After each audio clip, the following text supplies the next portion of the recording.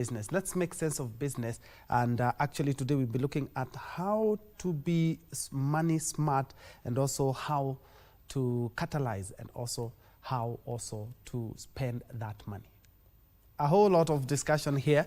We'll be looking at the financial inclusion also as well, and we are also looking at how things have changed in the last couple of months, especially when it comes to money, and also especially we talk about the fuel. Things are going up. How can you be financially disciplined? How can you also be able to invest the little that you have? That is a discussion that we will be talking about in the next hour or so. In the second hour, we will be looking at how the war in Iran has destabilized the supply and demand chains, especially when it comes to the things you must have had. Maybe you've ordered something online and you find that the price that you had ordered maybe a few months or even a few years ago is not the price that you're paying. What about the shipping? All that and much, much more. Many thanks indeed for joining us. I'm Ben Njue. On the sign language interpretation, we have Ann Wangeshi. For the next hour or so, kindly hit us up on our social media spaces for this and more. Allow me, without further ado, to introduce my guest this morning. We had a very short discussion in matters financial inclusion around a month and a half ago, but now at least we have some enough time to actually spread that and also make it even more juicier. She is Edith Sidondo, who is the CEO and founder of Profit Acumen. Welcome to the program. Thank you, Njue. Thank you for having me. Yeah, I remember the last time we were talking about money, things were not as hard as they are now, looking at the fuel prices, which have had a domino or a ripple effect on other sectors as well. Looking at the financial, we're talking about also financial discipline. You're also a certified money coach and transformative catalytic coach as well. Maybe for our viewers who didn't have an opportunity, just to explain to us what exactly is a transformative catalytic coach. All right. Thank you, Njue. Actually, the right name is Financial Empowerment Catalyst and a certified money coach. Yeah.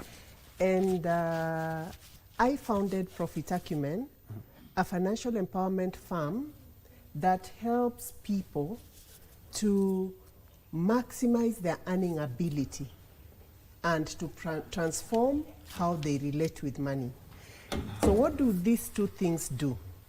These two things, maximizing your earning ability, your earning potential, it helps you to be offensive, to play offensive when it comes to money. Offensive means you create a financial ecosystem, a financial structure that supports you irrespective of what is happening in the economy, irrespective of the challenges that come with life and life events. So you create resilient streams of income. In fact, multiple streams of resilient income.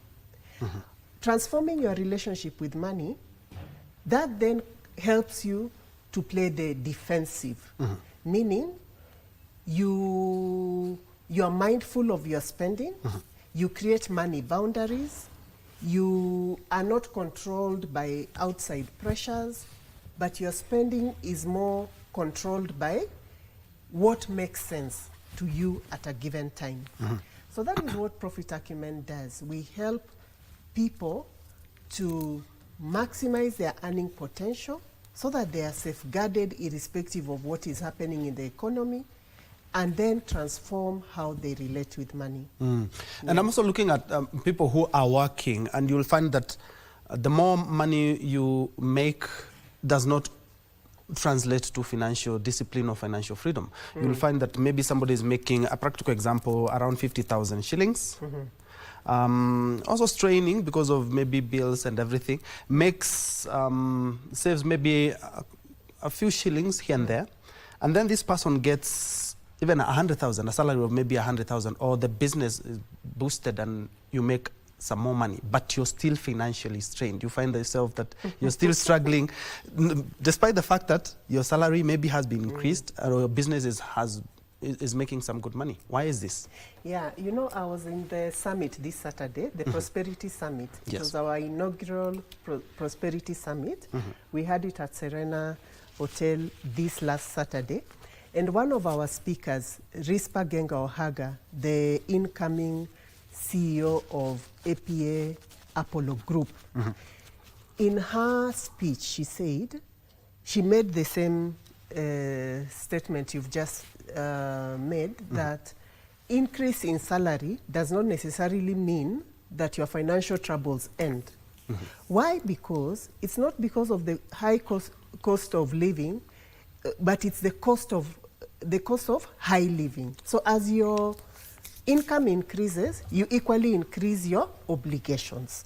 You move from a small house to a bigger house because now more income has come. You move your children from a lower paying school to a private school, which is high paying.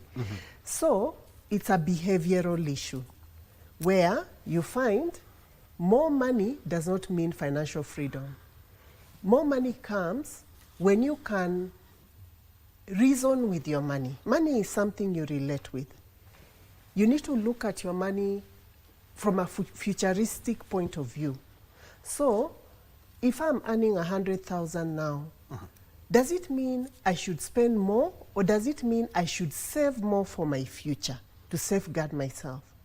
One thing that many employees are so blind to is that jobs are not permanent. Anything can happen that can take you out of that seat any day.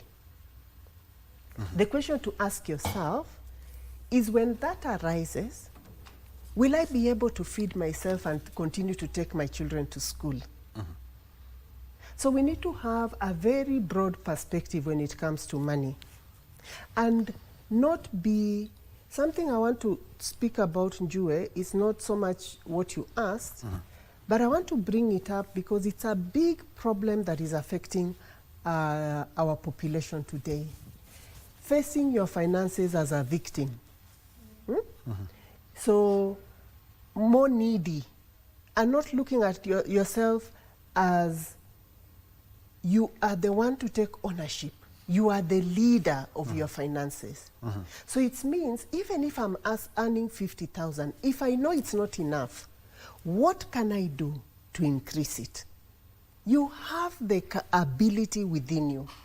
All of us are given something, either a gift, a talent. You have perfected it in your education, in your experience, in your expertise. What can you do with what you know, what you have, what you're good at, so that you change your financial position? We cannot keep blaming the employer and standing as needy people when we are gifted and we are given and we have all these things within us.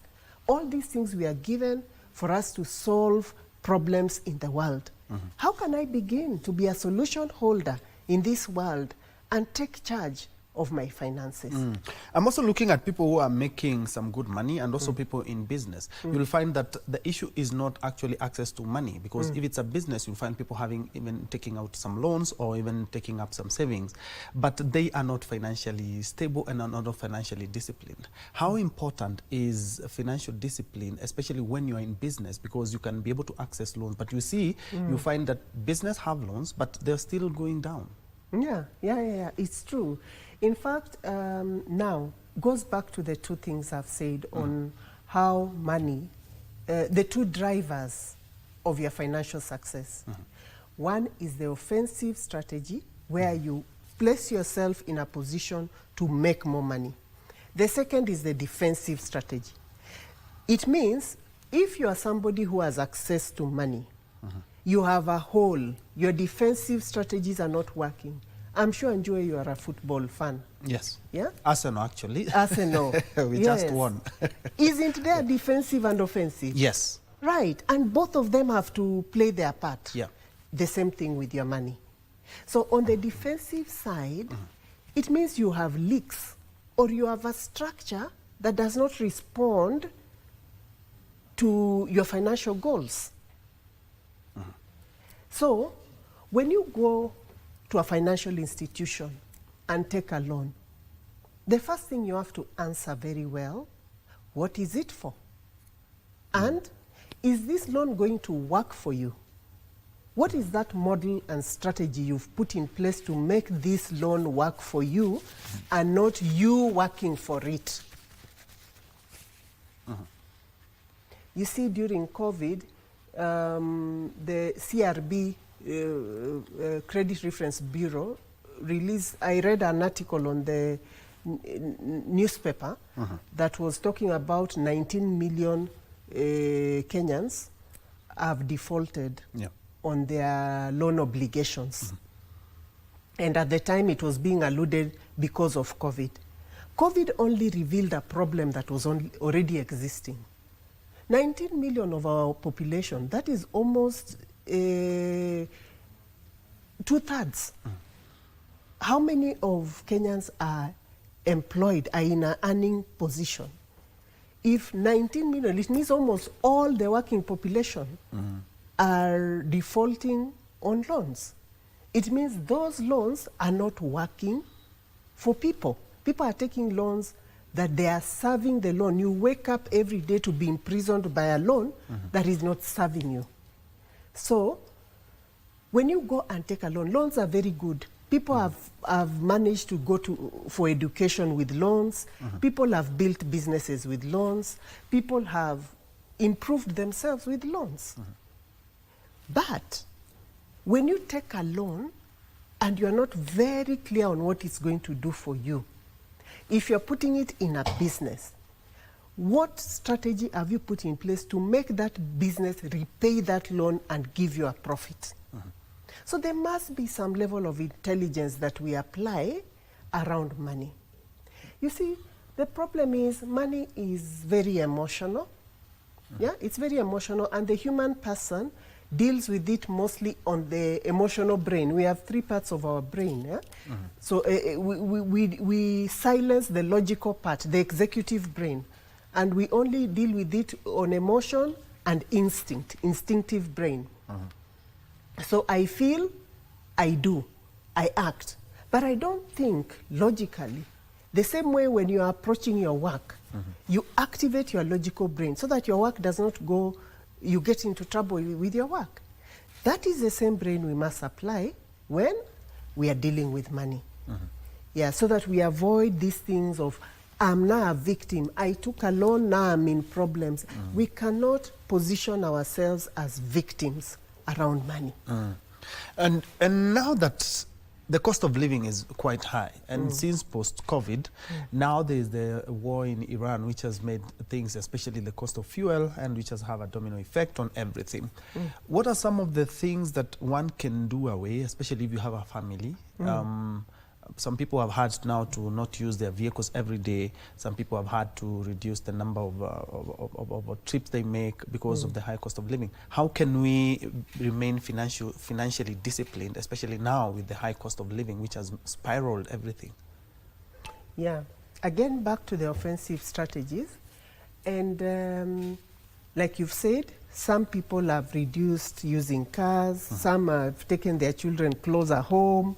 All those adjustments, all those are good. And everyone has to look at their own circumstance and see, what can I adjust to make things better for me? But then it reaches a point where there's nothing more to adjust. Do you realize, Njue, that even people in the village who have food next to in their farms, they have a roof over their head, they are not paying rent, they more or less, they don't have to use cars, but they still need money. When they are sick, they need to go to hospital, they need maybe transport from one place to another. So money is critical and essential for our survival. So it gets to a point we must go back to the offensive strategies of asking ourselves, what do I have within me that can solve a problem and I'm paid for it? Because money is the reward for solutions that we offer. So, Njue, when people think about, let me get more money, many people think of things they don't know, things they are not good at, things they don't understand, things they don't have. there goes the problem.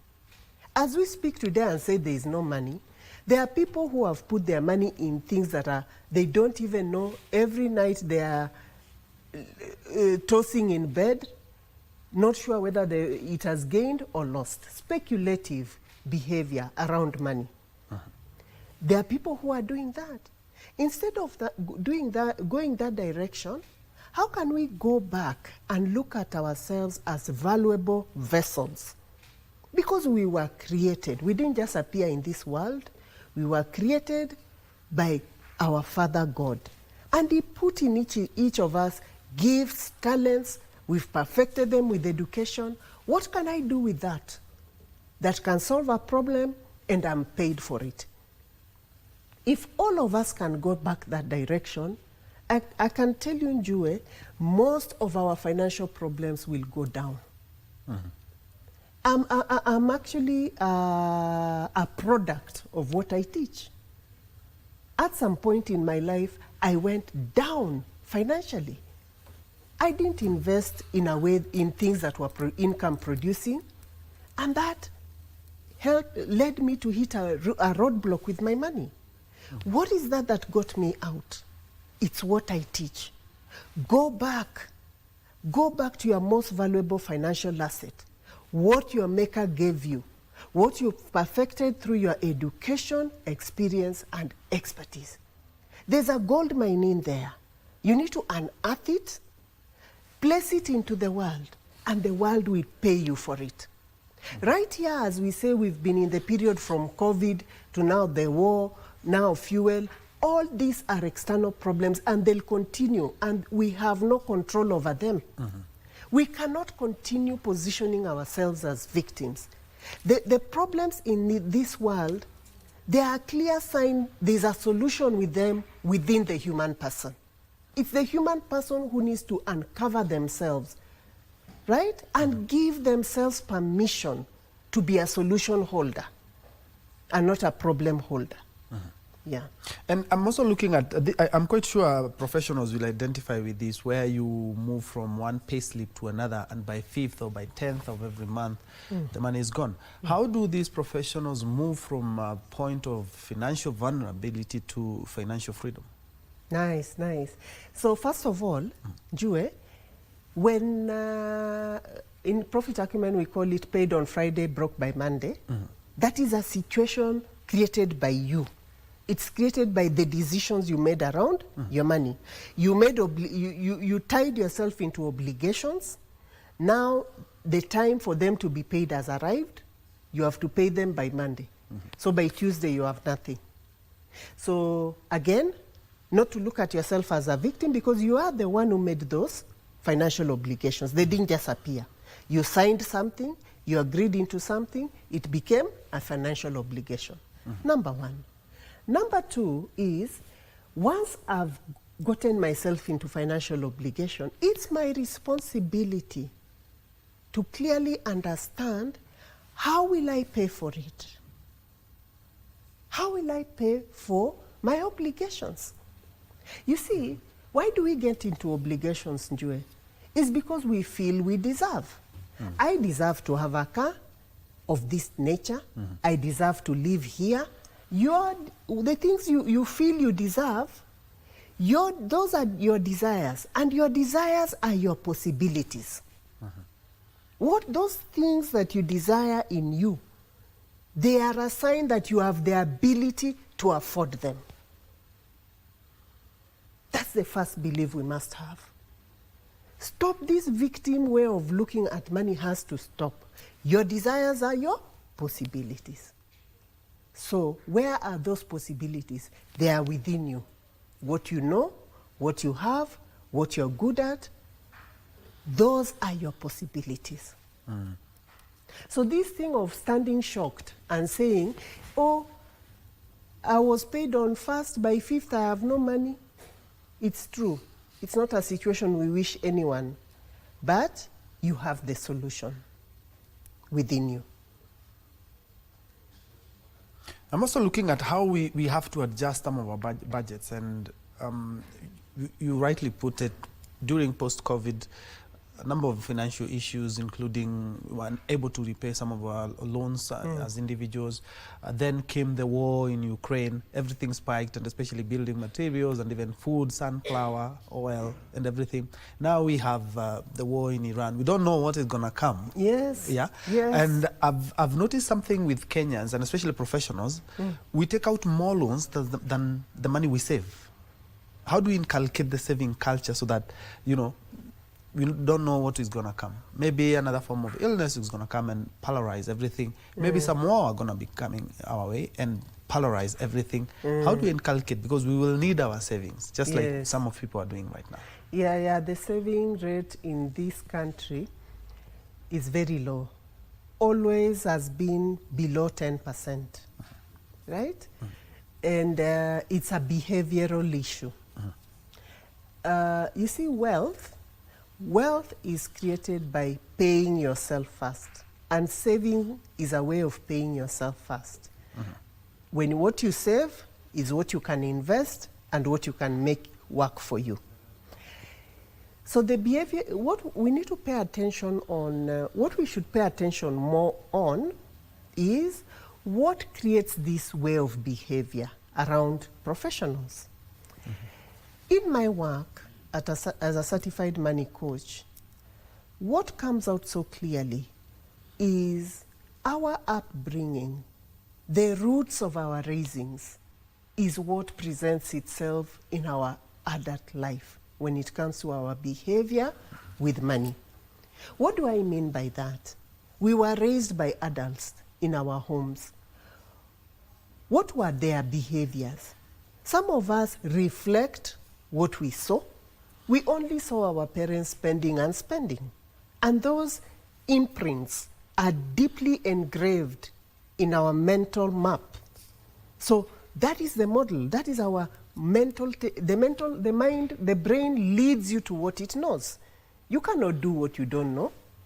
So what's familiar? What was familiar for you for the 20 years you lived in that home, or maybe 30 years? You saw people just spending. You saw people giving. Your house was always full of visitors and relatives. It's giving. So when you get money, what do? You forget yourself, you forget your needs, and you give. So those are patterns. They are patterns that we came with from our homes. So they manifest in how we behave with money as adults. So what do? I can even take a loan to give. I can take a loan to just buy things. We saw our parents doing what? Buying land. I take a loan, buy land. Whether it's productive or not, it doesn't matter. The land is in my name. That is how I understood how to relate with money. So until we step back, and this is what this book will help people do, the Prosperity Planner. It has the 6 foundations of lasting wealth. One of those foundations is wealth consciousness, awareness of your mental map, your subconscious money tendencies, and where they originate from. So this book takes you step by step to unearth what is that is in control of my money behavior. What makes me do things this way? Why is saving so hard? Why is it I know it's the right thing to do, but I can never get myself to do it? It's because something is in control. The brain is our operating system. What is in that brain is what you will do. It's not what you will have heard in a seminar. Whether you come for the best seminar and you're being told, go save, go invest, go do this, what is imprinted in your brain is what you will do. And I'm looking at the young generation, and especially the Gen Zs. During our time, there weren't so many financial products as they are now. And even government. Currently, government is doing a lot in terms of trying to empower the youth. There's a Nyota, there's even Hustler Fund came actually to help more in any hustler, but mostly the young generation. And other than saving, they're not saving. And how can they ensure that these financial products, they are able to help them? Because looking at the records by the government, the refunding of or the repayment of a hustler fund. Many have defaulted. Many. Is it because of they lack the financial inclusion or the financial discipline to have this project? Because I saw in the Nyota project, they have the more or less the incubation and financial inclusion lessons. This could help in terms of how they work with the money that they are given, because at the end of the day, most of this money, they have to repay the money. Yeah, again, Njue, you see, I don't know, it's behavioral issue emanating from how the brain is wired. So, are they lacking the mentors in the financial mentors? They lack awareness of what is driving the priorities. Yeah, no, they lack awareness of what is driving their behavior. So I know this is alone. These are educated young people, aren't they? I know this is a loan. I know it needs to be paid. But something else is driving my behavior towards this money. Some of them even take that money to start businesses. The intention is very good. But if the brain is not wired to support that which you want, it always veers off and takes you to a different direction. How do we now wire it that way? Because a lot of young people are getting money, but they don't know what to do with them. Yeah, so it goes back to awareness. You need to know yourself. You need to know what drives my behavior. And again, we need to know that our brain plays the biggest part in what we do or what we do not do. Of course, education, training, like the Nyota training, those financial empowerment sessions help. Yeah, they help to awaken our awareness. And in fact, it's something I encourage the young people a lot. Instead of only entertaining yourself on YouTube, on social media, go to spaces where you are consistently learning about money. Money is a very essential tool. Until you understand it well and how it works, you'll keep messing up with it. Educate yourself. You need to educate yourself on money and how to work with it. So again, you have to make the effort. We cannot stand as needy people who need to be helped. You have to take initiative. We are in the technological space. There's so much information about money all over. Read, learn. Go to forums that can empower you. Take charge. Yeah? Not only to wait and say, oh, I've taken debt, I haven't paid. I mean, don't just be one more in the crowd of people who are complaining and needy. All right, let's look at people who are both in business and also maybe are earning a salary. There are some many money habits that people have that they should be avoiding, especially now that everything seems to be on the rise and the salaries and the businesses are not doing as better as they were doing before, maybe before the Iran war, because everything seemed to have gone high. Which are some of these money habits that we should be avoiding? Okay, so you mentioned something about people who are employed and also in business. Yes. I need to caution people, especially if you are employed, in just starting things called side hustle when you've not really understood what you're doing. Many professionals are losing their money in that direction. You have to understand what you're doing. You have to be there. A business is a baby. You have to nurture it, and it needs time. We are now in an environment where, like you've said, the cost of living is very high. And everywhere you go, prices have been tripled or things have gone up. We need to respond to that. Because if things are high and this is the environment you are living in, it automatically means I need to up my game on how much I'm earning for me to respond to this high cost of living. If you're a business, do you need to re-strategize so that whatever you are providing to the economy, I provide something more that can bring in more money.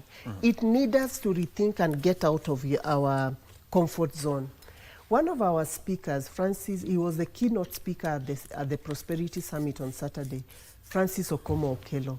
There's something he mentioned about the approach to the careers that professionals take, which to me, I see it as a reason why people don't earn what they deserve. Taking a tunnel visioned approach where I only know one thing, I only do one thing. The world is now complex with complex problems, like you've mentioned.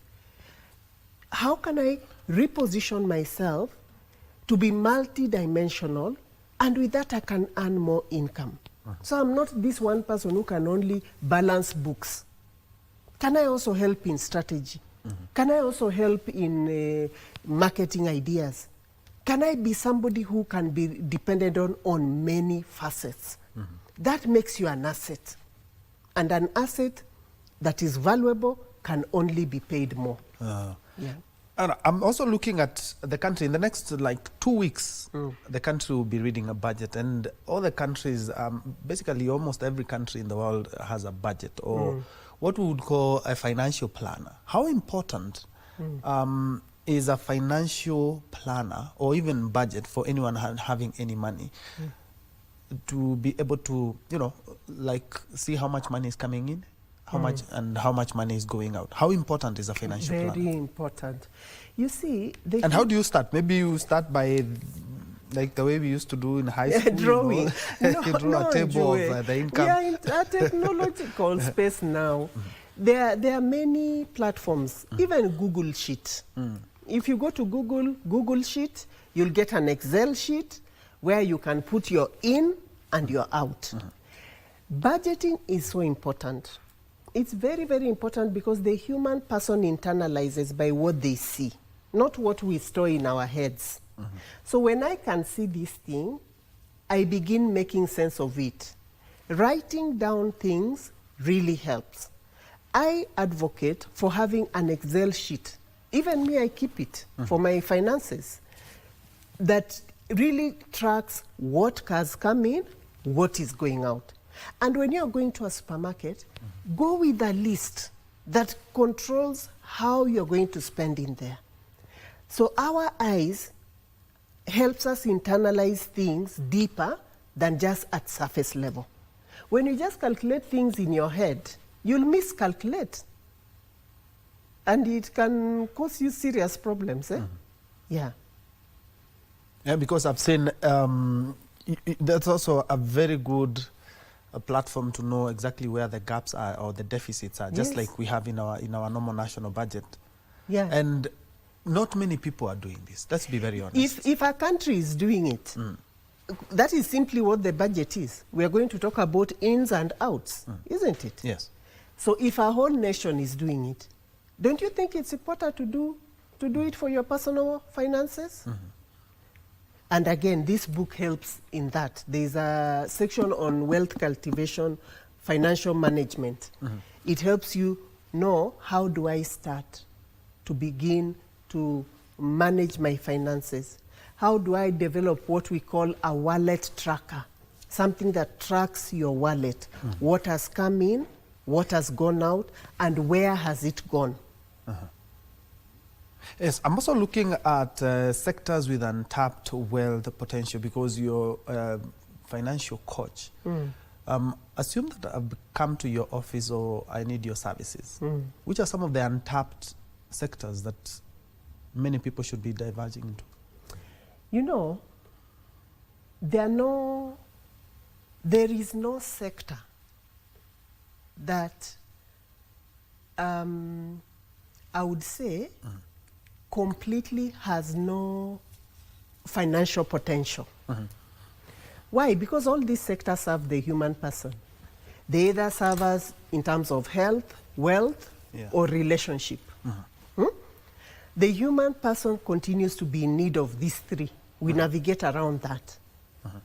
So it's just that how we consume things change. It means these sectors need to adapt more and more to respond to how the human person is consuming information now. But all these sectors, if you think through, you'll always find a way. I want to give you an example, Njue. When,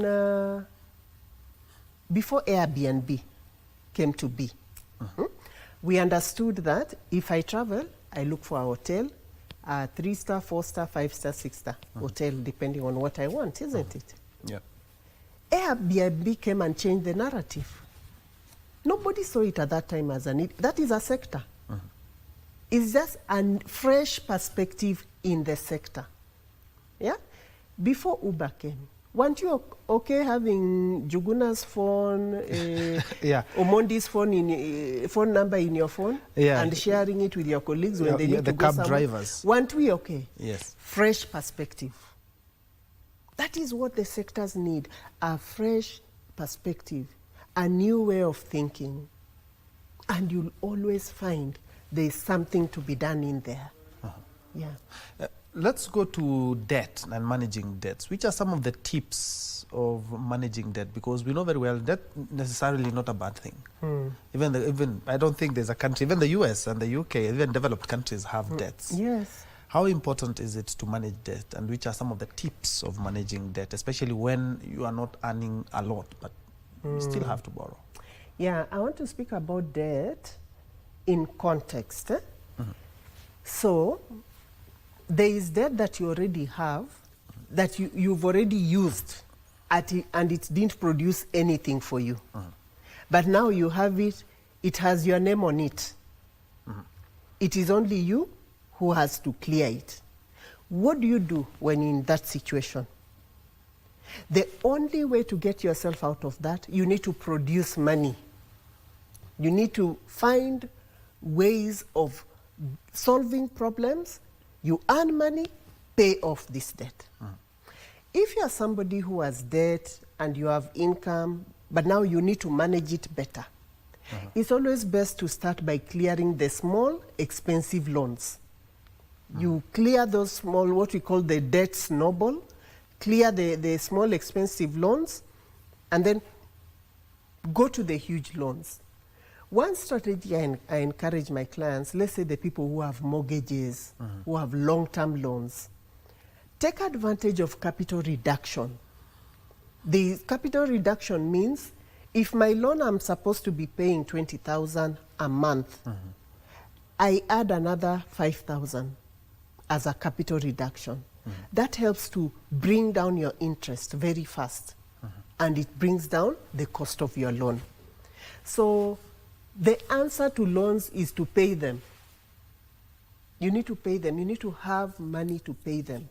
If you don't have, you use what you know to create solutions and earn money and pay your debt. One thing I must say is you need to prioritize paying off expensive loans. Otherwise, they imprison you. You wake up every day to just work for the financier. By the time you are now beginning to work for yourself, you are now 60 or 65, you need to retire. That is why you find there are people who buy houses, family homes. When they retire, the immediate thing is to sell it. So it's like you just worked to buy this house and you sell it even at a lower price because you are in dire need of money. Then there are Kenyans who are working in various countries in their diaspora, and they have decided to invest. A number of them I've seen deciding to invest here in Kenya, maybe land, maybe buy houses. How important, and what are some of these steps and loopholes to avoid for somebody who investing from abroad, and you're far, you're investing here in Kenya? Which are some of these things to avoid? Because we have seen issues where, or situations where you find somebody thinks that in the last 5 years he's been, sending money, but nothing has been happening in the country. The law that's hard. Which is one advice that you can give to anyone who is working outside with a view of investing back home? So, you see, I often advise my clients that look at your investment as a business.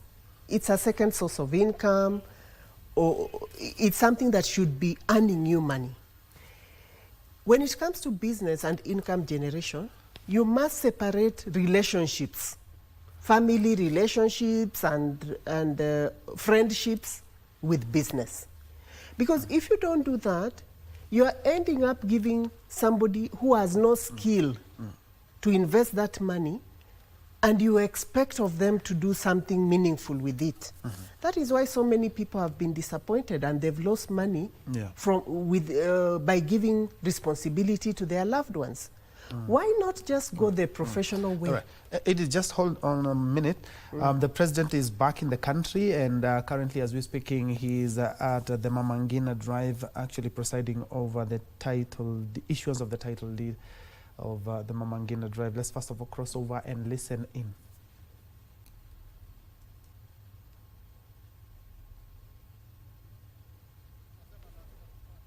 Wale ambao wametosheka na maendeleo waende. Sisi twayataka sasa na ni sasa hivi. Si ndio? Lengine ambalo ni muhimu sana, Mheshimiwa Rais. Mimi nikiongea nikiwa gavana wa Kilifi na wenzangu watatoa ushahidi wao. Tumetengeza masoko ya samaki sahihi, Mheshimiwa Rais. Kilifi, na najua utakuwa huko ufungue moja ile ya Malindi ya zaidi ya bilioni 1.7. Tumepatia wavuvi wetu maboti zaidi ya 140. Tumepatia neti, tumepatia mama karanga maboksi ya kubebea samaki. Tumefanya kila aina mambo ya uvuvi hii pwani, Rais. Ilikuwa ni story kila siku. Wavuvi wataangaliwa. Sasa yafanyika kweli ama urongo? Wale ambao wamepata maboti na wale wengine. Kwa hivyo mimi nikisimama hapa, Rais, nataka niseme tusirudi nyuma. Hiyo mipango yetu ya uvuvi na blue economy, na Waziri Joe atawaambia kwamba ile wizara tumefanya nao karibu, na katika mradi huo wa ukulima wa uvuvi tumeweka pia kwa mama wetu mbuzi, ng'ombe na vitu mingi ambavyo zamani, Mheshimiwa Rais, watu walikuwa wanafanya kuona kwa TV. Kitu kingine ambacho ni muhimu sana, sisi kama wapwani tunasema kwamba tumekuwa na mrengo ambao tulikuwa nao muda wote, lakini kabla Baba Raila Amolo Odinga afariki, tukashikana na serikali ya William Ruto tukiwa kwa serikali ya broad based, na manufaa yake tunayaona. Tunaona kwamba maendeleo inafanyika. Ndio maana siku hizi mnaona, Mheshimiwa Rais, tukisimama kwa jukwaa hatukuombi miradi, kwa sababu miradi inayoendelea katika pwani, mimi kama gavana wa Kilifi kwangu yote naijua. Tuna kazi mingi tunafanya Kilifi: barabara, housing, masoko. Tayari barabara karibu 5-6 katika Kilifi zimeshafanyiwa matangazo za kujengwa. Barabara ya kutoka Tezo ambayo natumai utakuwa huko wiki hii, barabara ile ya kutoka Jaribuni mwisho iende mpaka itoke Matanomane, na zingine nyingi. Kwa hivyo tukisimama hapa, hatusimami tu kila mara kukuomba, lakini pia kushukuru kwa yale ambayo yanaendelea. Nichukue fursa hii pia ni muunge mkono mwenzangu gavana wa Taita Taveta kwamba ile kanisa ya Catholic pia hao kama kanisa, wakati tukienda kuabudu kwao, pia wafikirie wananchi wetu. Pale Malindi Jilore tumeweza kushirikiana na ACK Church na imetupatia eka 1000 Mheshimiwa Rais, ambayo sasa tunagawanyia watu wa Jilore. Kwa hivyo kwenda kupokonya raia eka 39 ukiwa kiongozi wa kanisa, pia hiyo tunasema tunapinga kama viongozi, na hao watu wa kanisa wapeane hiyo shamba, ipewe watu wa Voi pia wapate makao. Mwisho, Mheshimiwa Rais, niseme hivi kwamba sisi kama viongozi wa pwani tulikaa juzi tukakubaliana kwa pamoja, tutashirikiana na wewe kutoka magavana mpaka wabunge, ili tuendelee kufanya kazi na tuunde ile serikali ijayo ya mwaka ujao. Wapwani muko? Wapwani hoye! Wapwani hoye! La mwisho pia ni wakanye, ndugu zangu, najua leo rais atatupa hati miliki, lakini pia kuna vijana sasa wakiona baba zao wamepata title deed, wana ule mtindo wa kuanza kuita wazee wachawi, baadaye wauwe kwa sababu ya title deed. Jameni, tuheshimu wazee wetu. Tukipewa hati miliki tuzitumie, tulime na tufanye maendeleo mengine. Tunakubaliana?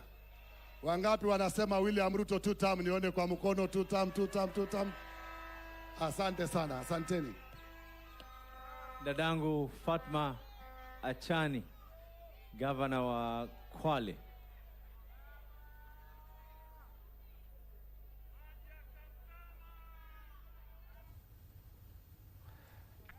Yeah, those are live pictures from the Mama Ngina Drive, where we are expecting President William Ruto, who is back in the country, to issue the title deeds. And other than that, the president is on a 5-day development tour of the coastal region beginning today. And other than that, he will be launching an accelerated issuance of deeds in Mombasa for the 6 counties of the region.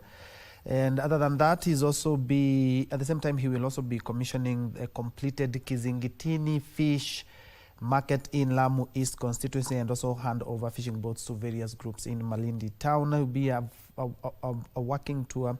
And also allow me to mention that he will also be launching the last mile connectivity project at Kinango, Lungalunga and Diani in Msambweni, Kwale County, among other. He has a really, really busy schedule, which we will be bringing you as soon as he will be able to be addressing that. The leaders in Mombasa are currently addressing the congregation there at the Mama Ngina Drive. Will be crossing over back when the president is ready to speak. Away from that, we are still looking at financial inclusion and financial discipline as well right here. And as I mentioned earlier, we have Edith Sidondo, who is a certified money coach and also founder and CEO of Profit Acumen. Well, we have been looking at earlier on, before you crossed over to Mombasa, on tips of managing debt. And I don't know whether you had finished up on that point. We were on it. Yes. And then we had to take a break. Yes. So what I mentioned about debt is that not to fear debt if you know how you're going to make it work for you. Mm-hmm. Fear it if you don't know what you're going to do with it, and if you're going to place it on lifestyle, because lifestyle does not necessarily produce money. Mm-hmm. Debt is meant to work for you. So I had categorized the debt holders in those people who have already taken debt. Maybe they made the mistake, they've taken lifestyle debt, but now they have to repay it. The only way out of that, you need to generate money to be able to pay that debt. Once it has your name on it, you're not running away from it. The only way is look at, what do I have? What solution can I create? Do I need to rent out my servants' quarter so that I can earn some money? Do I need to place my car on Uber? What can I do to generate an extra income to begin clearing this debt? If you have, let's say, debt, but you can pay it, you're on salary, but you feel all your money is wiped away, money simply flips through your fingers before the month ends, you've run out of money because of debt, look at the cost of these debts. Categorize these debts in different buckets. Is it credit card, which is most expensive? Is it a mortgage? Is it a circle loan? Look at these debts and look at the cost of the debts. Start clearing the small debts that are most expensive. Get them out of the way. Then when you come to your long-term debts, use what I've called capital reduction. If you are paying 20,000 a month, add another 5,000. That brings out your the cost of your debt drastically lower. So the thing is, once you have a debt, you need to be actively earning. Debt requires you to consistently have resilient income. Yeah. And financially, people are financially literate, yet financially vulnerable. And it cuts across, because in businesses and also for people who are working, employed people like us, how do we leverage, maybe on less, I've seen even technology is now helping, how do we leverage on technology to help us plan our finances? Financially literate but vulnerable. Yes. Nice one. So knowing is not good enough. What you do with what you know is what makes the difference. So people know they need to save, they need to invest, they need to create structures that produce money, but they don't do it. So what you do, application of your knowledge is what makes the difference. So why do people not do what they know? It goes back to what I spoke about, the brain. The brain needs to support you to do what you know. So I need to go back and uncover what is it in my brain that is making me not do what I know, whether I'm in business, whether I'm in employment. What I must say, the human being has the capacity to generate quite a lot of money if they allow themselves to do it. But it needs us to roll our sleeves, to work, to use what we know, to be solution holders and not victims. Producing a lot of money is a key requirement for an adult because we are faced with so many needs. Njue, leave alone your basic needs. You have your family, extended family to take care of. We are living in an environment where we have to pay tax and high tax. All these things need you to generate more and more money. So we need to be present to that. This attitude that the little I produce is okay, it's not okay. The environment makes it not okay. We need to up our game. The cost of living is going very high. I need to up my game on how much I'm bringing on in my home every single day, my disposable income. Yeah. And because I know young people are also watching this, I would like to know what role does mentorship play in financial independence, and also should financial literacy be more or less be taught in schools? Because you had a conference a couple of days ago. You have also written a book. Should also be inculcating this in our studies, maybe in our either primary schools or even high schools, financial literacy. I must say, Njue, you must have read my vision board for you to ask that, because that is in my vision board. One of my missions is to take this into the schools. To write user-friendly books for children so that they start learning and inculcating these ways of doing things from when they are young, when the brain is still forming. And that way they can carry it with them into adult life. This problem is better solved when people are still young. So it's one of my missions to bring this into the schools. I have a program for young adults 18 to 30 years to help them inculcate good money behavior and to have financial acumen from a young age. And one of our problems is that we are starting to address these things after the fact. After I've made the mistake, now I want to, which is harder. So as parents, we also need to finance our children instead of only thinking of buying things that we can see. We must open our minds to pay for coaching, to pay for mentorship. It costs, but it saves you much more. When you are more guided on how to deal with money better. And because of the interest of time, we should be picking up the pace.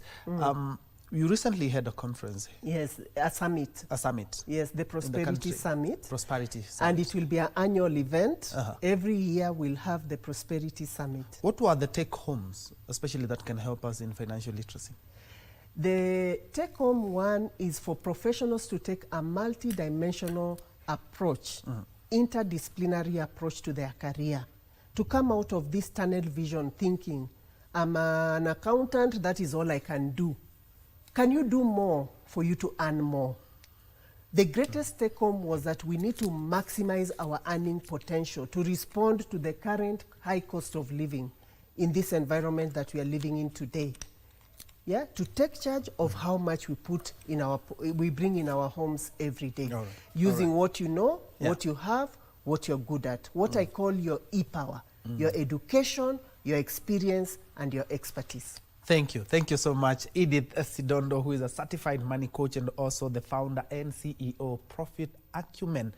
Talking about financial inclusion and also financial discipline. Hope you've been able to learn a thing or two in regards to how to manage your finances. And as always, just like the country budgets for what it wants to spend, you should also be budgeting for your own finances before even you start using them. And at the end of the day, pay yourself first. That is savings first. Thank you so much indeed for joining us on this first hour.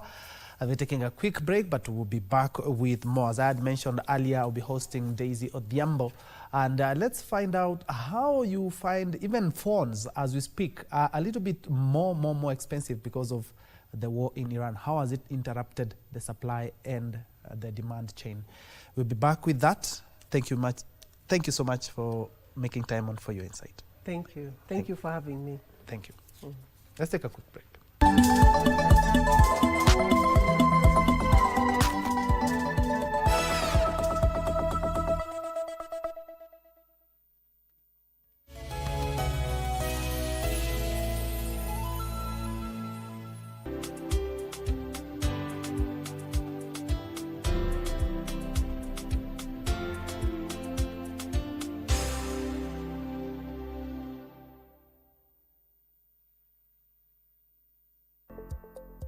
The 5th East Africa Broadcasters Convention will be held on the 26th to 28th of May 2026 at Emara Ole Sereni Hotel, Nairobi. We expect 200 delegates across the region. We are going to discuss a lot of things. The theme for this year's East Africa Convention is Reimagining Next, Artificial Intelligence and Cloud Broadcasting. To register to participate actually in the convention, visit the Association of Professional Broadcasters website, www.apbke.org, and register. The registration fee is 15,000 Kenyan shillings for the 3 days convention.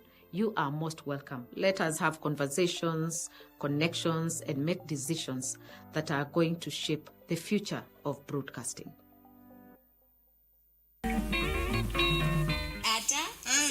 Kuja kuchukua sio tabu hivyo. Na shapasi. Kimaliza nitapitia hapa nkienda stendi nitakuregeshea. Sitakuchoma. Hapa ni mkono wapata moto makerekani. Haya pasi hiyo lakini hala pasi yenyewe si yangu. Utumie ukimaliza tu niregeshe. Nitoke kule ninatoka mwenyewe na haraka zangu ninakuja kuchukua changu.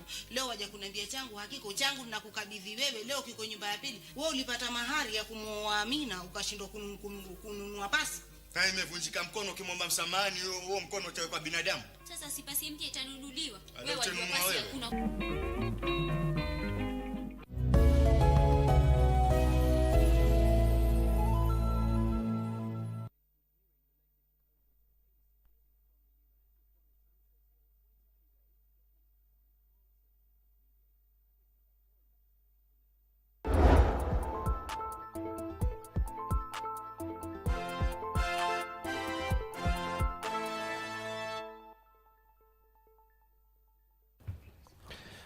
Welcome back to KBC BizCheck. Many thanks indeed for keeping me company. And on this second hour, we'll be looking at how the interruption of the Iran war has disrupted a number of things, and especially when it comes to logistics of everything, because Kenya is a net exporter.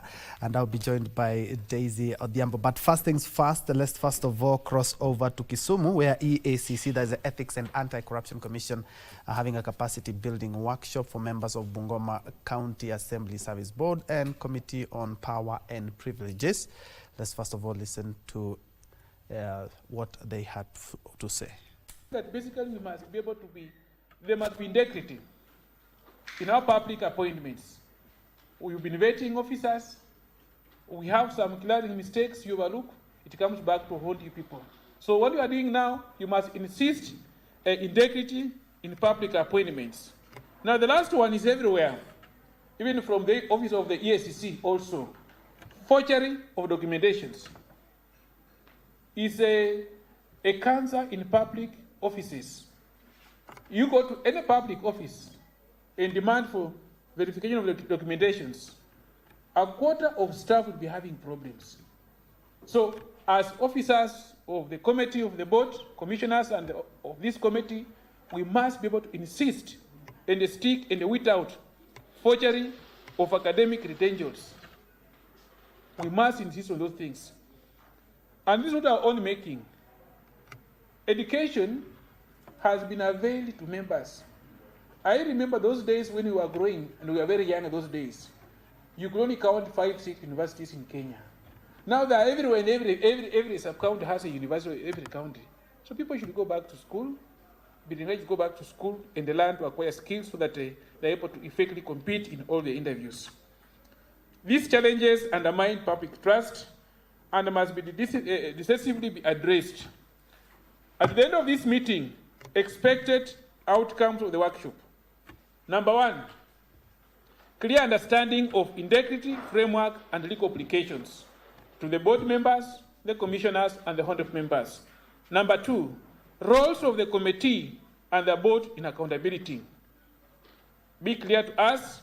Thirdly, renewed commitment in ethical leadership.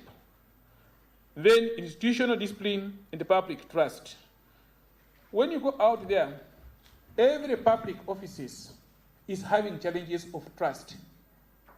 Trust is very low. On a scale of 10, 95% of public offices is 3 to 4%. Trust is very low. So for us to move forward as an assembly, we must bring trust to members by doing things rightly. People keep on asking me, how do you define integrity in a simpler way? They always say, doing right things when nobody's observing you. Are we together? You do right things when nobody's observing you. Above board. And lastly, we reaffirm our commitment to work hand in hand with the EACC in such a trainings. Those days when, in my first time as the Speaker of the County Assembly of Bungoma, whenever we used to have officers coming to the assembly, my 100 members would take off out of fear of being arrested. Things have changed. EACC is not just an arresting entity on Kamata on Fridays. It's also a teaching entity, a training entity. That's why when you are sitting next to the commissioner there, the director there, there's no fear of being arrested. Those days, just a vehicle only, the assembly will be empty by 100 members. Fear of being arrested. So the perception must change that they are teaching for us to learn and be told that this is wrong, this is right. And encourage active participation in the candidate discussions. And members, prevention is the best thing we can be able to do as an assembly. Director and regional director, for the past 4 years so far, I think our assembly, we've had very good relationship with you people. Anytime you want my officers, even the 100 members, we've been coming to comply. And as a lawyer for the past 20 years, when you are summoned to get record a statement, does not mean that you are a suspect or you are guilty. Go and clear your name and go back home happily. The worst part is to go home thinking you are clean. If they knock on your door, you now start wondering whether to go under the bed or take off through the window. Go there and just explain. And by the way, when you go there, demand tea first. Ask for a cup of tea. You take a cup of tea happily as my brothers this year are processing for you to record a statement. So anybody who is invited, I'll urge you, if you don't have a company that can give you my lawyers here, you go there and take a cup of tea in a very comfortable atmosphere and record your statement what you know. Those are live pictures from Kisumu, where EACC is having a capacity building workshop for members of the Bungoma County Assembly Board and Committee on Powers and Privileges. And the keynote speaker will be Eric Ngumbi, who is the EACC Western Region Office Manager, who will be reading the EACC CEO's speech. Other members who are also expected to be speaking are Hilda Carroll, who is the KBC Manager Inspection Coast Region. And also, one of the things that they are doing is ensuring consumer protection and trade facilitation. We'll be getting a little bit more from our Kisumu team of the likes of Wycliffe and Achola Simon. Well, on this second hour, we'll be looking at how the escalating conflict in the Middle East has disrupted shipping routes, fuel prices, and even cargo movements, even affecting the supply chains. That way you were finding that anything that Kenya is importing has more or less like a higher price than usual. And this has also caused a ripple effect on a number of sectors, and that is why we are putting things into perspective. And now joining me on Daisy is the business manager at SETI Flights Logistics and Solutions. Karibu sana. Asante, good to be here.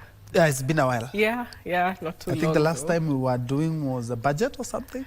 No, no. Actually, it was towards the end of the year, I think. State of the Nation address. Yes. All right. Yeah. Now, looking at what has been happening in the last couple of months, the Iran conflict. Many people think some of these geopolitics do not affect other countries, but as we have seen, just from the fuel prices alone, everything is going up.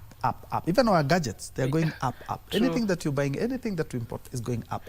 True. So how has this war affected the supply chains from your perspective? Yeah, so first we appreciate the cost of just geopolitics, and specifically having America shaping the tone of politics globally. Yeah. Okay, so what happens is all this is as a result of the conflict, but what we underestimated is maybe the total ripple effect, which is still not yet being felt, because, for example, we are assuming, let's compare maybe what happened when there was the closure of the Suez Canal, and now whatever the Strait of Hormuz, the closure. So, you know, people are saying it's just 20% maybe of the global fuel, and it shouldn't be so significant. Now, if you look at the Suez Canal, we were looking at maybe like a backlog of 400 vessels.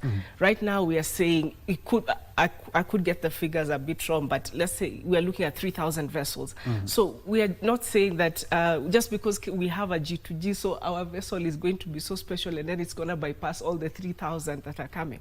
Okay, something else we are forgetting is there's a lot of production that now, because of this strait being closed, and there's a lot of production that goes on in Asia. So we are going to have such a low supply, consistent supply of essential things. For example, pharmaceuticals. A lot of drugs are coming from the Asian side. So because of this backlog, there's going to be, first, since raw materials are not getting there on time, so the final product is also going to first not be available, and the cost of this final product is going to be high. Okay, we could say that we had our stocks from the previous year, for example, but now just imagine what a backlog of like 3,000 vessels looks like. And remember, there was already a delay at the port in Mombasa. Okay, so what is that going to look like, even in the few coming months? Before we even settle back and just go back to normal. So it'll take a while. Yeah, and for the purposes of this interview, the Strait of Hormuz, 20% or a fifth of the world's oil passes through, and we know very well that the fuel has a ripple effect. Once it is affected, it also affects all other sectors. We have had some of our, not only oil, because I think oil is what is in everybody's lips. Even raw materials. For example, we have the fertilizer program, of which is going to be affected because we need those raw materials, or wherever we are getting that fertilizer, they need things like the raw materials, including building materials, are going to go up. How significant is this? Okay, so we are saying, you see, I think what we are getting wrong here is the conversation that it's only oil that is delaying coming in. Okay, now just think about the traffic backlog. Okay, these vessels have the containers. So you see, this, like the industrial inputs, all these things, they are put in containers for them to come. All these containers are stuck somewhere in this 3,600 backlog that we are talking about. Of course, there's the alternative route, which is longer, meaning, again, the containers are still not available. So by the time the containers reach, and then now we are now clearing the containers at the port of Mombasa, which always has a backlog. So what happens? Ultimately, the bigger economies are going to find a way to bulldoze maybe to have their products in, and then now the smaller economies are going to suffer because we don't even have the containers, because containers are stuck somewhere with vessels. Okay, so the cost of now bringing everything else goes up. It's not only fuel, it's everything else that comes with it. Yeah, and actually I remember some pharmacists or some, they were talking about the biggest chunk of raw material that is used in pharmaceutical production is from oil or petroleum, like a final product of some petroleum of sorts, and the raw material comes from this Middle East side. So what happens to the global supply chain of pharmaceutical products, for example? I mean, God forbid there's another outbreak of whatever disease, you know. Yeah, so how are these things going to come to us? Yeah. And how vulnerable is Kenya's economy due to the disruptions in the Middle East? Because actually, I think we are a net importer. Correct, correct. So our biggest, I mean, our local production, even the local production that is there, that the small percentage of local production, 100% still depends on the imports. Now, what is the cost of importing? So say, for example, in the past... Okay, kindly hold the thought. We first of all need to cross over to Kisumu, where EACC are having a workshop, and Eric Ngumbi, who is reading the CEO speech, is currently on the podium speaking. Let's first of all listen in.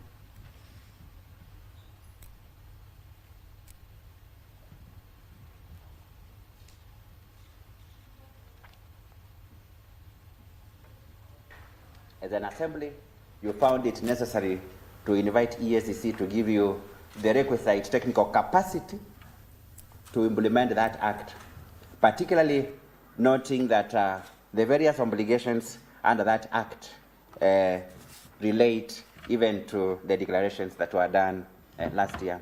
And this is what we are going to do with the other county assemblies.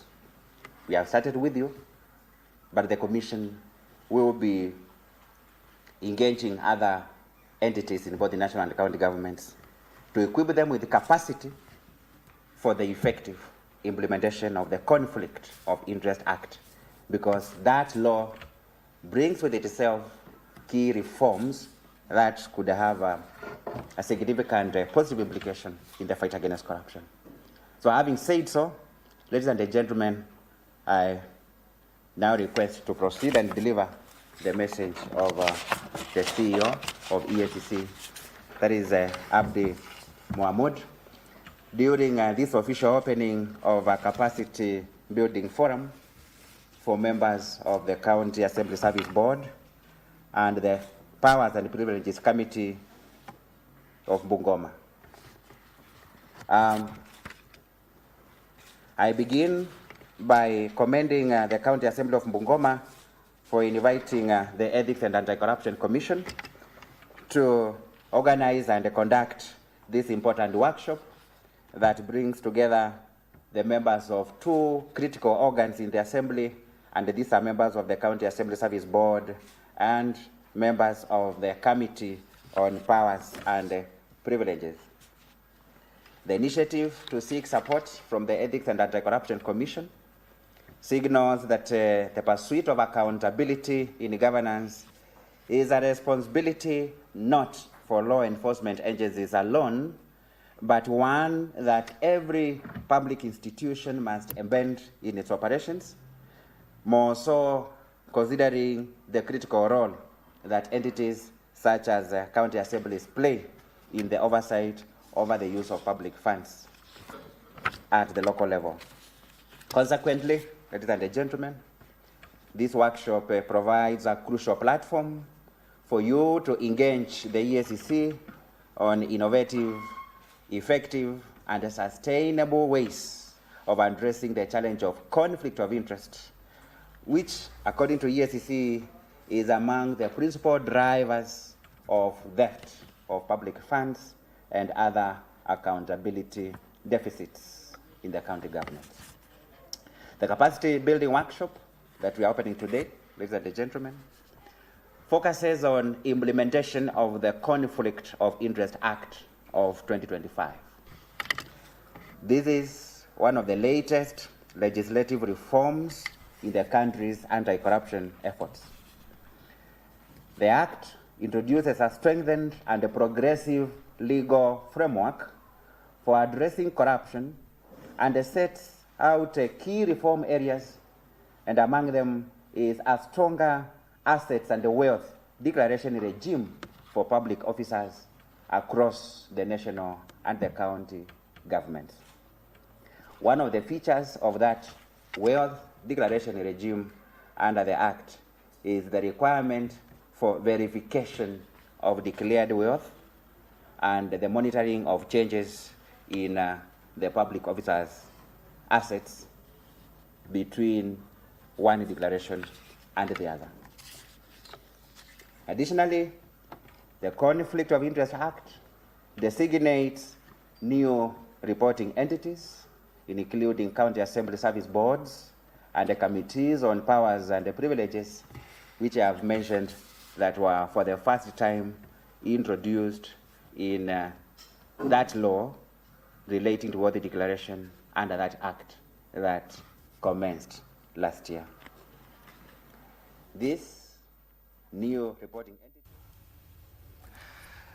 Indeed, that has been Eric Ngumbi, who is the Western Region EACC boss there, addressing members of the Bungoma County Assembly who are having a workshop in Kisumu. But Achola Simon will bring us more in regards to that. But allow me to just point out some of the things that he has talked about. There will be new reporting mechanism. Also asked them or urged them to also observe rule of law. And of course, the EACC, we have seen them reclaim a number of plots, a number of pieces of land. Says that exercise is going to continue. But just in case you joined us, this is KBC Biz Check, where we are looking at the effect of the Iran-Israel-USA war on shipping logistics in the country, and I'm hosting Daisy Odhiambo. Karibu tena. Thank you. Before we crossed over to Kisumu, we were looking at how everything now has changed, and especially when it comes to longer routes, which also translates to higher premiums. Yes, and also maybe you can touch on the insurance premium, because from what I see is that the insurance premiums have also gone up. So all these are being bundled into one package that is going to be given to me, the end consumer. Yes, because so the issue on insurance is the street is open or open with whatever we are saying. Okay, so the owner of the vessel is saying we can pass, yes, but if there's an accident and there's a missile that strikes us, who's going to take up that cost?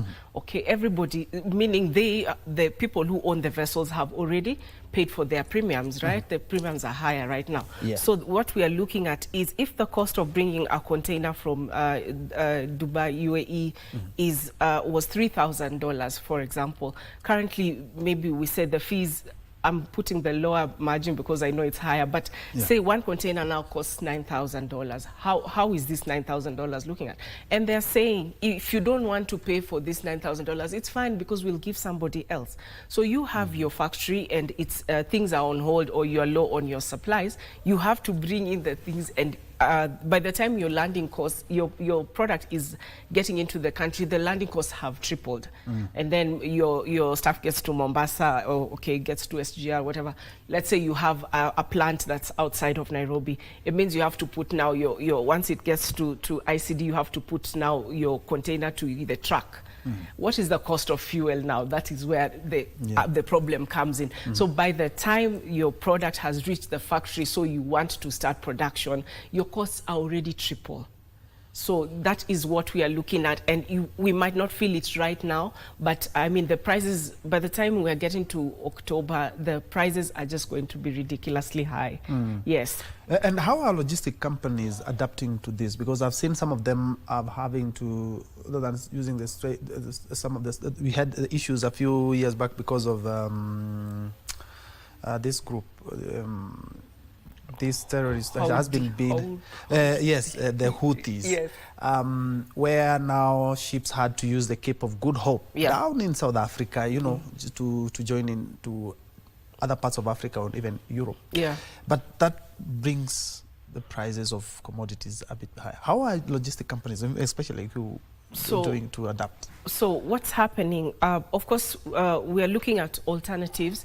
What's the second best alternative? And the second best alternative, unfortunately, is air freight, which is quite high, but we find that a lot of people who are having emergency consignments are choosing to bring these things via air. It might be a bit high, but you're able to then meet the demand of your customer. So instead of having complete stockouts, then you have the alternative of at least having something on the shelf, but you brought it through air. So for some time, the air freight had also, the cargo planes had also reduced the numbers that are coming in, but now it has picked up, and we are having people who are able to just bring their stuff via air. And then now you say, if I can do 50% via air, then the other one via sea. So when it comes, it will reach when it reaches, even though the route is longer. So we have the alternative of the air freight. Yes. And I'm also looking at which are the most affected. I know you've mentioned pharmaceuticals and more or less raw materials like fertilizer. Which is the hardest hit sector? Oh, definitely consumer goods, because we had a lot of because of the duty-free zone in the UAE. We had a lot of electronics and a lot of actually logistics hubs happen around the Middle East. So what we are seeing, like we had another just an example of one of the consumer goods would be some ingredients that really a lot of them come from the UAE. So you find that the people, like some restaurants and this people in the food industry and hospitality industry are suffering completely because they don't have stocks. There are no stocks completely. So what happens is now a few items are now ordered via air. Of course, the fee is a bit high. So, but that's the alternative that's happening. Of course, the electronics part has suffered a little bit because a lot of electronics, also the hub is in the UAE. So with that now, there's been a bit of an issue with how these goods come in, but slowly I think things are starting to pick up. Yeah. And how are our exports? Because we know we are net importer. How are our export? Because a practical example is that we do take a lot of meat to the Middle East. Goats, sheep, and especially now we are headed towards Eid al-Adha. How has this disruption affected our exports as a country? So first there was that period where there was nothing happening. Okay, the airspace is closed, everything else is closed. So what we are looking at is there has been a low, like the volume of goods that are being exported has greatly decreased, obviously because of this instability. But something worth mentioning is, you remember the issue of the containers that were not there. Remember, we did not have containers because containers are somewhere in the vessel somewhere. So what happens, that KPA actually had this communication, and they had specific days where empty containers can be returned. Because the only way these goods are going to be exported is through the containers, which were not available. So there was the issue, apart from the imports that are not coming in, we're having challenges also with the exports, because then there are no containers. So where are we putting our goods? So the cold chain has had, I know the cold chain has had a lot of issues, because you see the specific type of containers used to take out fresh meats and stuff is different from the dry goods one. So that's the cost has also gone up because the containers are also not available. So what are we doing about that? So that is the biggest issue. The exports has taken a big hit. Even though, by the way, we saw that China is opening up the markets now for goods from Africa, and Kenya is one of them. So, of course, I think the better way to look at it is to maybe reroute our exports to other countries and just not depending on one region. Yeah. I know every time you're talking about the Iran war, everybody's saying and even the 16% of VAT that was reduced to 8%, is on the basis that until things get better, then we can have a look at a number of things. But what's if the Americans have had the longest war was the Afghan war, which was over 20 years. I'm not hoping, I don't want to be a prophet of doom and predict that this war, despite the fact that it has been a few months, it's going to be for years. But what happens if we have a prolonged war? I mean, we cannot just shift everything to the consumers, or can we? The soft target. Ultimately, are we? So in business, people are trying. Are we trying to make money or not? Okay, somebody has to pay for this. Okay, it's. I mean, even the person who's selling these things is also affected in a way. Okay, because even they are buying things at a high price. And slow right? business. And yes. So I mean. We are sorry, right? But the flip side is there are other people who don't depend on the Middle East for their, for example, their business, and they're reaping. I mean, I don't want to say they are happy, but I don't think they are complaining because, say, for example, if your products only, okay, so there's the stuff that comes from the Middle East, but you bring an alternative, for example, from Europe, and you can bring it via air freight, and there's no stock in the market currently, and you have your alternative from Europe. Of course, you want the war to continue, yeah. But what I remember the Iranian, was it the foreign minister of foreign affairs said, the strait is open for everybody but the enemy of Iran. So I mean, since we're not the enemy, I guess eventually it's going to pick up for us. And what happens in the cases of war, or extreme hardship, is that for some reason then the nation finds a way to survive. Then there's some level of like a new way of doing things. So, for example, I'm very hopeful that China is going to be a brand new market that has not been explored, because last year we were very worried because the US market is now closed for us. But now China has opened the market for most of African countries except, I think, Eswatini, I think. So if we have the market for China, which is bigger than the US, we will somehow find a way to survive. Yeah. And talking about we'll find a way to survive, what lessons can African countries, and especially Kenya, pick up? Because there's one lesson that we picked up, and I think the president did mention that when he was in Tanzania, because of the issue of the fuel. Yes. That maybe we have our own refinery here in Tanzania, and maybe that could be sorting out some of our issues. What some of the lessons that we can learn, because we have been, it looks like Kenya and many of the African countries have been caught flat-footed. We didn't expect this, how significant it was going to be. Yeah. We are now feeling it. Yes, and the song that is sung a lot of times always is, what are we doing about local production? What are we doing about local production? And it's still going to be the same song, because everything else, I mean, if you have a country that can sustain, even if we're saying then the biggest issue, which is food security, if you can manage to sort the food security, so we can push the local production to just focus on food security. As a country, you have a bigger bargaining power in case there's any other disruptions, okay, because at least your people are eating, right? So the biggest lesson, I think, for African countries is we need to really bring production to the nation, like to the continent, because we have the factors of production. For example, a lot of raw material for all these big things, big consumer items come from Africa, yet the production capacity is minimal. You see, it's almost hindered because of policy issues or regulation issues. So we really need to focus on local production. I mean, we can still be importing toothpicks, but we do. Yeah, you know? yeah. We're importing toothpicks, and much more. And I mean, tissue papers. You have some tissue papers. Yeah, so we can do local. Now, just like we mentioned, we don't know how long this war is going to last. Actually, we thought maybe it was going to be a one thing, like the 12-day war that we had last year between Israel and the USA.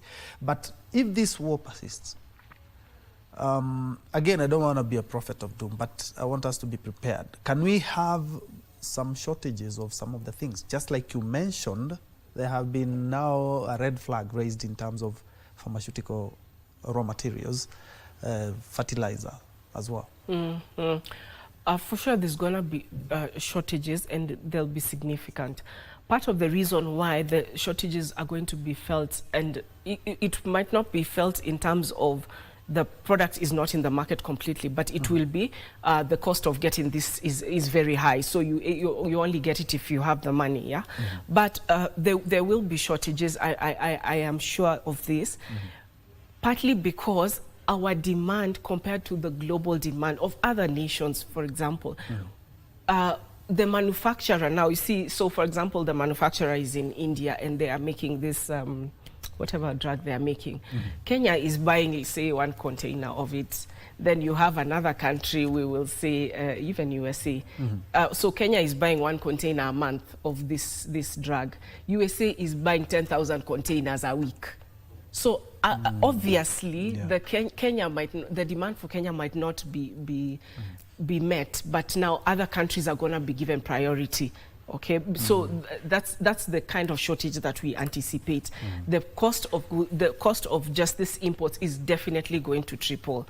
Yeah, and then now you put all these other factors that affect the landing costs. Now where the fuel comes in and everything else. Yeah, yes. So there will be shortages, and it will be for a while. By the time now everything else stabilizes, and maybe now the other countries now start to look for alternatives, then it will take a while to even now just get back to the equilibrium, which would have moved. And still on the same, could the conflict permanently reshape our the international shipping route? Because I've seen that some of the people are so comfortable using the Cape of Good Hope. Down in South Africa. Some I've seen, is it one of the Middle East countries now doing pipeline as opposed to taking it to the sea. Could we be seeing something like that? So in the shipping, so I feel like the Iranian people and just so the people who own that strait, if I can say they own it, I feel like they're justified to have this because I understand, I read some time back that all these other passages, for example, in Europe and all these other countries, like the major passages, the ways, the countries that host it, for lack of a better word, get paid, they get some form of compensation to operate this, to use our waterway. Okay, but these other guys, they have been, because there have been thousands and thousands of sanctions, now even for them to even get a bit of compensation is hard. So will there be other routes? I wonder, because I mean these things are geographically positioned, so to speak. So I'm wondering, we're not just going to create a new road, So I don't want to say that ultimately Iran might win the war, but the way it's looking, one country cannot put the whole world or can't hold the whole world hostage. So what I am thinking is ultimately there's going to be some compromises, and the loser is everybody else, but I cannot just imagine if we have the capacity to suddenly now make new waterways, or I can't. Having options of the Suez Canal and everything, and it can only, it can only hold so much. So I don't see it happening. And still on the same, how important is African countries, and for our case, the East African region, strengthening regional manufacturing and local production farms to reduce our dependency on imports? There's this thing called African Free Trade Area. So AfTC. I see Continental Free Trade Area. Exactly. I see they're saying we've made strides, and that's all the conversation they're talking about. And on paper, it looks like it's a big dream. For example, even in the field that I'm in, we're now seeing the development of African standards. So where we are saying soap in Africa just needs to to be checked against these specific parameters. So soap in Egypt and soap in South Africa should just be checked the same. That's the idea, because that's the idea of having just an African trade bloc. Yeah. And it's the number of nations in Africa. Yeah. And for every nation, they have their own policies and they have their own people that are developing, and they have their own rules. So the greatest hindrance to having this trade in Africa, in my view, is the regulations and the policies that are surrounding the development of this local production. Because you'll find a product that can be sold freely in Kenya it cannot be sold maybe freely in Tanzania, because in Tanzania the same product requires 10 other licenses. So even if we are happy and we have made production in Kenya a big thing, this same product cannot be sold freely in Tanzania, because we don't, the policy and the regulations are not harmonized. So up until we have this harmony to enable trade to happen freely in Africa, it's going to take a while, but that's the solution. Yeah, because now what happens if then there's a nuclear war and now the war continues? Yes, so then what happens? Now we can't even buy toothpicks. Let's go back to companies like Certified. What exactly are you doing to survive? Because I'm quite sure you've witnessed a decline in the number of businesses, and you have had to increase some of the charges. So the good thing is Kenya depends 100% on imports. Okay, 90% on imports. Yeah. Okay, so for us, we are still happy because we are still. I mean, there are a lot of imports that are coming in, but now what we are doing is we want to make it accessible for businesses to be able to trade in Kenya and also in Africa. So what we are doing is we are working towards getting a platform that so if we have someone who's seated in Dubai and they're wondering, is it possible to sell my toothpaste in Kenya and what is required? Yeah. Okay, because regulation is a big challenge and just compliance issues is a very big challenge in doing trade in Africa. Yeah. So we are working towards having this whole thing streamlined and just to have one dashboard that if you want to bring your stuff into the country, you're able to have just one clear view of what is required of you, and so you're able to move your stuff into the country. Yeah, because also the information gap is a big thing. So people companies lose out on having to access this market because they don't know what is required of them. Yeah. So has the business declined? I wouldn't say it has declined per se, but I know that like the clients we serve, their volumes have gone down because of the issues of just logistics and transportation. Yeah. Yeah. And how important is it for technology and real-time cargo tracking, especially during this time? If we can have every company have visibility of just their whole supply chain, then they are able to plan better. I mean, if you can just invest on the right technology, I mean, we have the AI and it's amazing what AI is able to do right now. But if you're able to just have a visibility of your whole supply chain, then you're able to plan better. So that is very important for companies. And actually to stay afloat, companies really need to invest in technology. Yeah, because there's so much you can see that you didn't know without the technology. Yeah, I mean, it's even just the things that AI can do. I have been surprised at what AI can do. So I can only imagine what can happen if it's applied at a bigger scale. Yeah. I know we've had a number of shocks beginning from in the last, let's say, 6 years. We've had COVID-19, we've had the war in Ukraine, which is still on. Oh, yeah. And we've had now the Iranian war, which are some of the biggest threat, or which would you say the biggest threat to global supply chain, other than that war in Ukraine and geopolitics as well? Because we've had a cocktail of issues. The first one was health, that is the COVID. Then we had war between two countries that are facing each other. Then we have now a war of two countries that are not even sharing the borders, but those countries that are just near Iran and us in the global south are having these issues. So unfortunately, everything else is linked to politics. Geopolitics. So, geopolitics, actually. So, for example, I understand there's, like I said, there's a lot of development in AI and in tech.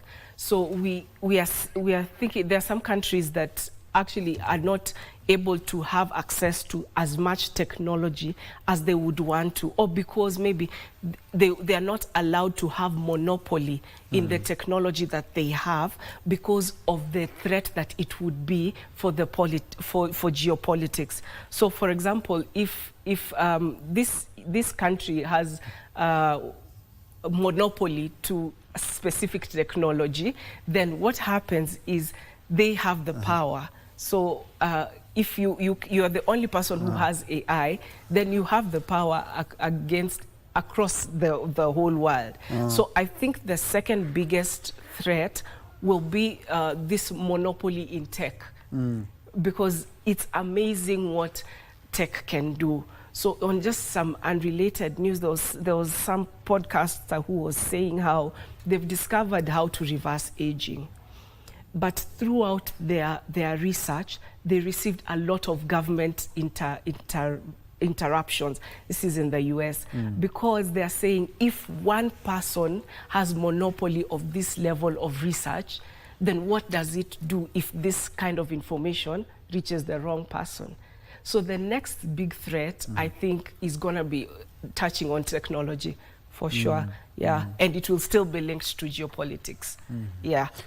Then how are companies going to adapt? I know you've mentioned a number of points that companies can adopt in terms of technology, and how do companies evolve and adapt? Because of course, there's more. They're just like the small fish. In the big ocean, the small fish will always be eaten by the big fish, so that they may not be swallowed up by established companies like Certified. Okay, so.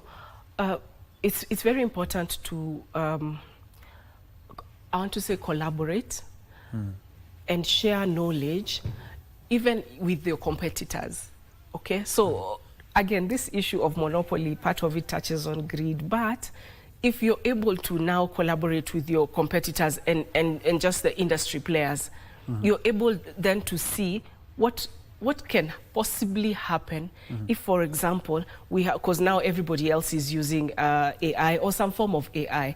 So in our industry, for example, we can say, what could possibly go wrong if this is compromised? So what if we all just collaborate and come up with something that would cushion the whole industry? All right. Okay, it's wishful thinking, but it's can possible. Happen. Yes. And hold the thought. Let's first of all cross over to the coastal county of Mombasa, where Kenya Bureau of Standards is having a quality assurance systems that is geared toward ensuring consumer protection and trade facilitation. My colleague Trevor Ngendo is currently on that bit. As I had mentioned earlier, is expected to also be having Hilda Carroll as KEBS Manager Inspection Coast Region. Let's listen in.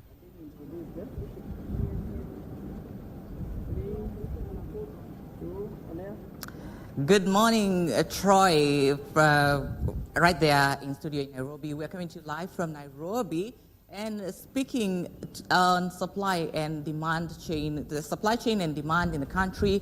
We are coming to you live from Mombasa, the container freight station. This is the key entry point of every good that is entering Kenya. And right here, there are enforcement officers and those who do the quality tests and to ensure that qualities that are imported into the country are safe, are of quality and meet the standards, and also comply to the SAT standards here in the country. To help us unpack further on what goes on here, I'm joined here by Hilda Kiror, who is the inspection manager in the Coast Region at the Kenya Bureau of Standards. Hilda, thank you so much for joining us. Maybe you can begin by telling us exactly what happens here during the inspection process. Thank you so much, Trevor, for having us. In inspection, we have two folds of inspection. We have pre-verification of conformity of consignments at the country of origin, and we also have destination inspection, which happens right here in Kenya. So what happens in the first one, which is pre-verification of inspection, we have the cargo inspected at the country of origin, and when they come here, we just do validation of documents, and then we release to the consumer for use. So the consignment is accompanied by a document called Certificate of Conformity, which is a confirmation that the consignment has been tested at the country of origin and it is fit for human consumption. And then when we have the second fold, which is destination inspection, which happens here in Kenya, whereby the goods arrive at the ports of entry, and as Kenya Bureau of Standards, we do the destination inspection that entails inspecting the goods physically by checking the physical condition of the goods, and then we take another step by taking it to our labs, which are ISO 17025 certified. So once we get the analysis done, then it is a confirmation that the product has been certified and it is fit for human consumption. Again, we have another process that we are calling the Diamond Mark of Quality, which is a premium kind of certification scheme, whereby the product is inspected at the country of origin, and when it comes to Kenya, it comes with a mark that we are calling Diamond Mark of Quality. That one is when it arrives with a Diamond Mark of Quality, it's it has been inspected, so it is like a clearance, direct clearance at the ports of entry. Thank you, Trevor. All right. So when you speak of the Diamond quality of assurance, or exactly, maybe how could people watching from home be able to verify that actually this is a product that has gone through KBC and it's authentic? Okay, for Diamond Mark of Quality, any consumer, either you're buying it from the market or you just want to confirm the product that it has been certified by KBC, there is a number 20023 that you can send that code, and then you're able to confirm that the product has been certified by Kenya Bureau of Standards. The same case for the imported ones, which are accompanied by COC. You can authenticate that mark by sending the code to 2023 to that code will be able to tell you whether the product has been certified by Kenya Bureau of Standards. Right. And briefly, as trade volumes continue to increase in the country, let's talk about efficiency and enhanced capacity. Maybe how long do these products take in your labs as they get through the verification process, and how does that ensure that there is a proper flow of trade in the country? Okay, on matters efficiency, Kenya Bureau of Standards works 24 hours, meaning that we have technical experts working all round the clock to ensure that the products are inspected. So whichever time these products arrive into the country, we have our technical experts who undertake the inspection at the ports of destination, the ports of entry, to ensure that this product is certified by KBC. Another, also we have accredited labs that when we take our products to the labs, they are able to get the results within 14 days. That is, within 14 days, you should be able to have your results and your confirmation that the product has been certified by KBC. Thank you.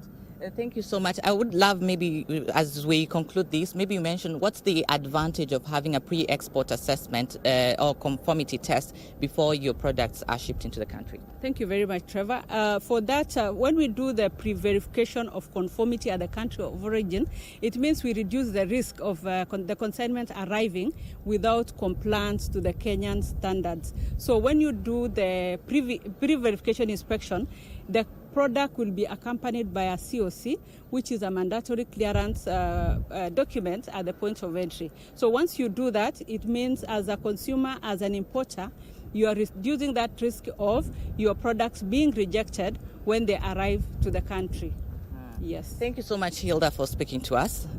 We appreciate your time. That has been Hilda Kirol, the Manager Inspections in the Coast Region at the Kenya Bureau of Standards. Of course, we'll be visiting some of these processes, and she has reiterated on the measures being put in place to ensure that products here in the country meet the quality standards and are safe in order to protect the consumers. Later on, we'll be touring around and we'll prepare a comprehensive feature story in regards to that and the enhanced capacity in the state-of-the-art laboratories at the Kenya Bureau of Standards. For now, I want to hand it over back to you, Troy.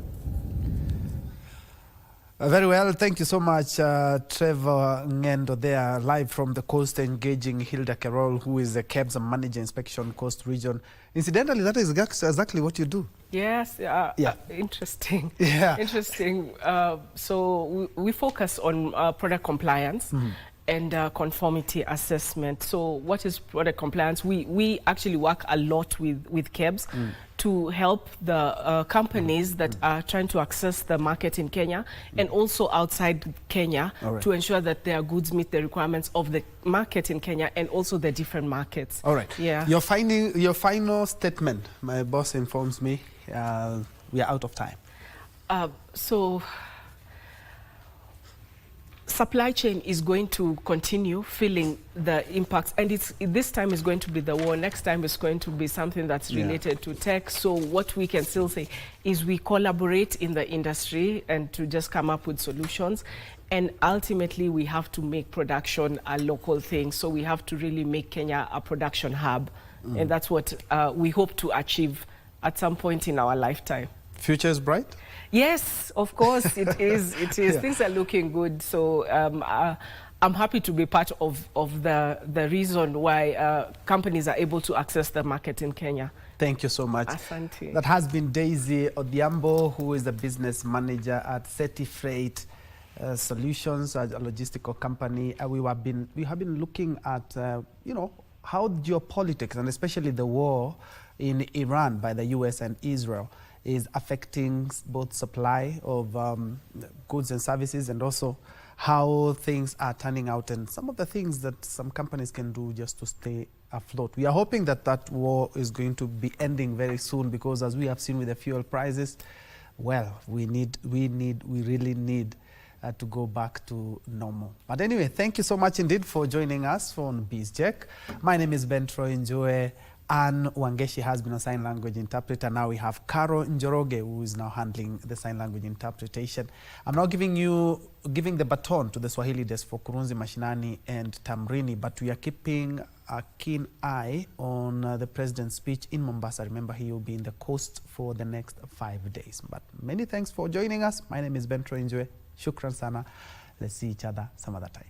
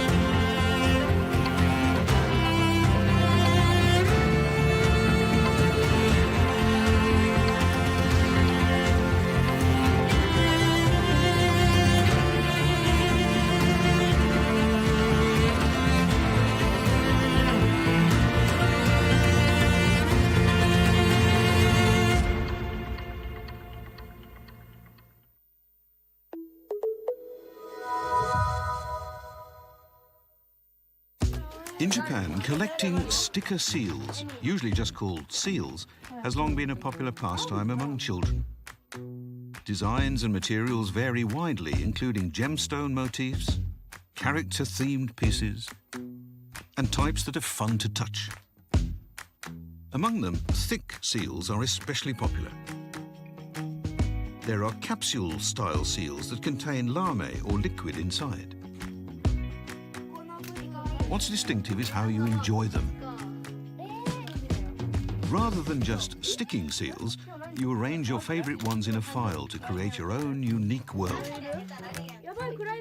And you enjoy showing them to your friends or exchanging them. Is there anything you want? Please exchange for this. Sure, it's a deal.